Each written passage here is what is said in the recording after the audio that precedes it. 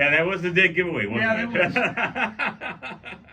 Compliments of the DJ of the J&J Etc. show. Yes, our DJ extraordinaire, Gerard. And we're like pimping him out like to everybody here. He's on Prendergast's show. He's on Erica's show. Whose show are you not on? Apparently my own. Well, no, you're on right after us. I am, but last week. Has Carson Starr handpicked you I yet? don't know. We're working on it. I gave him a promo for the new one. I was like, he's like, oh, we need voice, and I was like, all right, I'll get it over to him. And apparently, it's like the first one. So Did you hear that he's also filling in for Mike Prendergast next week? Next right? week, yeah. Oh, really? So he's going to actually precede us. Oh, And- we should just have him stick with us. Here. I know, right? Also, Carson Starr is substituting for. We'll start early. Yeah, I'm just gonna keep a fridge right here under the desk. Cold drinks. Yes. Hey, get one of those little stoves and our microwave. Yeah, not got a camping stove. We can do that. I'm good with that. Do Custodial staff will be the good. whole VS Flytrap thing. Yes. That's right. So we're here with Brian Seychelle. Oh, that's right. Brian Seychelle is here. Yes, and he's been actually very, very generous with his time this evening here. Again, doing a little make good here from last year. So, Brian, we hope that you're not missing out on any opportunities since you're here tonight on this Wednesday evening. The only opportunities I'm missing out on is doing Grubhub or Instacart batches and making money. Okay. That's about it. Well, that's... When I'm not acting, I supplement my income by doing food delivery. Food delivery? Yeah, I did. I did that. I did that for about 5-6 months right before COVID. Oh yeah.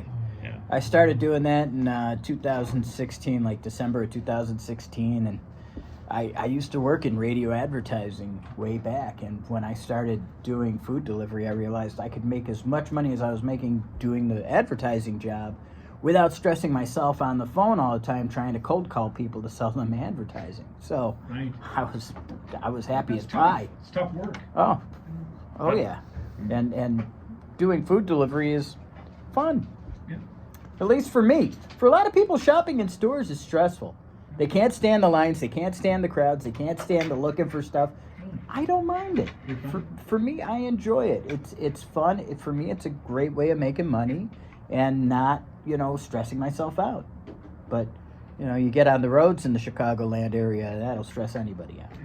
And the gas prices are just going up again. That's why I have a Prius. Yeah. Yeah. There you go. Electric. Well, hybrid. Well, it's hybrid. He's hybrid. Yeah. Hybrid. I still use gas, but I get like 50 miles to the gallon, so. Does yours do flex fuel too, or? No, it's regular gas. But I do notice that if I use premium versus regular, I get a little bit better gas mileage, a little bit better performance. Yeah. The question is, does it weigh out with the cost of the premium? That's the. I mean, Like $1 more per gallon. it's only a 9-gallon tank. Yeah, you tend to come out towards even, if not like paying a little bit more. But they say the premium is better for the tank, albeit CVC is saying, yeah, it's all a load of BS. Yeah, I don't have to. I'm good on that. You're right.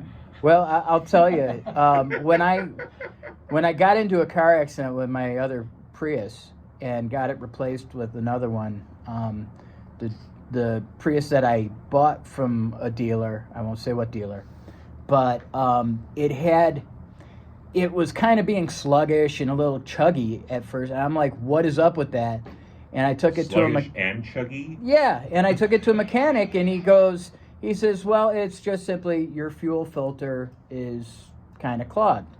And I said, well, how much would it run to replace a fuel filter? And he's like, oh, well, replacing a fuel filter is a good like $400 and something, but there's an easier fix to it. You bring your fuel tank to empty, fill it up with premium, gas, like give it a lot of gas, take it on the highway for like a half hour to an hour. Yeah. And that high octane gas will literally burn the sediment out of your fuel filter, and it worked. My car ran great, and I was like, all right, quick fix. I used to use Lucas and did the same thing. Yeah.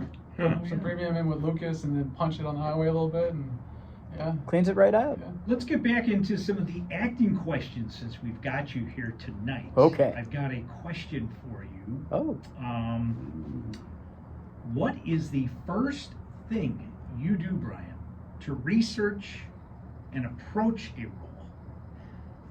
The first thing I do is I think I think about the character, who it is, their motivation, and then I try to put myself in the mindset of that character. I don't set myself to a certain like acting style, like the certain like there's method actors and stuff like that. I don't like overdo it like that. I just try to think about the mindset of the character, put myself in it for the moment of film. Sorry. Can you be serious? I can be serious. Sorry. No, that's I am Go serious, and don't call me Shirley. ahead. And if you're old enough, you remember that one. Please continue. But yeah, okay. no, Me I too. like some people will be like, I'm from the Meisner method of acting, and it's like I do my own, I just think of the mindset of the character, think about who they are, and then I try to become that once they start rolling. And a good segue into that question in regards to the characters themselves. What experience do you have in developing accents, for specific roles? I just think about the nationality of the character. They tell me, like what kind of person is he? Is he a gruff guy with a low voice? Is he, I try to get some detail from the director of what they're looking for, and then I try to provide them with my best version of whatever they're looking for. Like if you came up with an idea for a character you wanted to hear, I would come up with a voice for that. And it would take me like a few seconds to do that. So they would send you like a one-pager on here's the actor or here's the idea or whatever it may be, and you read through that and then you develop it, or you... Yeah, or they'll just tell me. Okay. It won't even be a one pager. It won't even be in writing. It'll just be like, we want you to exude this. Okay. And then I will try to do my best to exude that, and usually I can hit that note. Quick question Sure. before you go on. Have you done any video game voiceover? No, I wish I could. I would love to get into more voiceover work. That is something that I'd really like to do.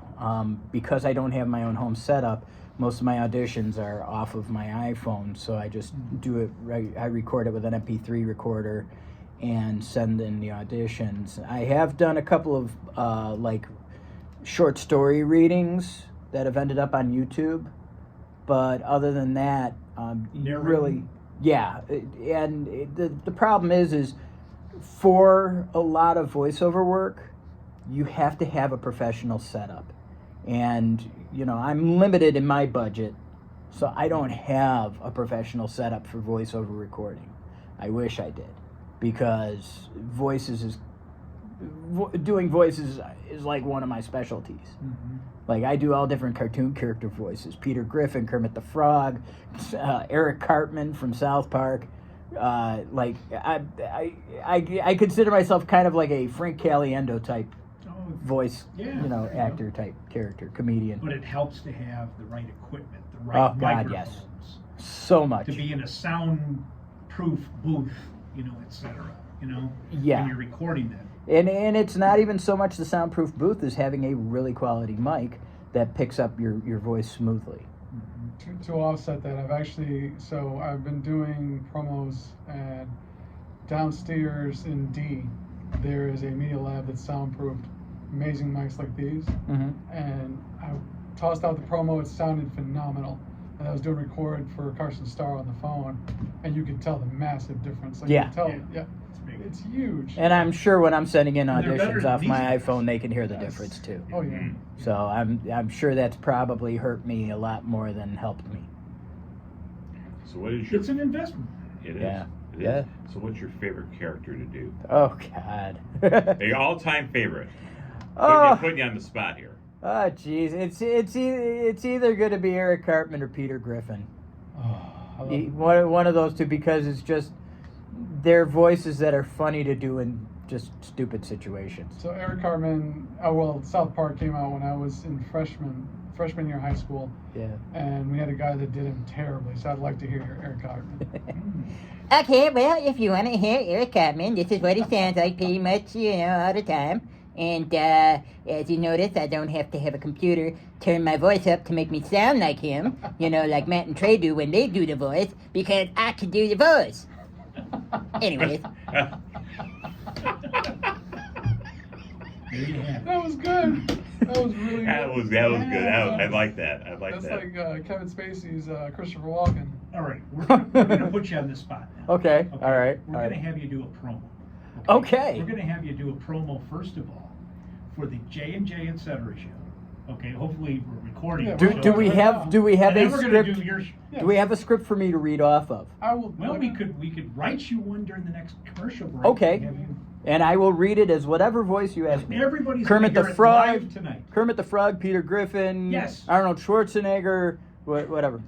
Joel, All right. think of some voice that you Think of want some him voice. to use. Okay.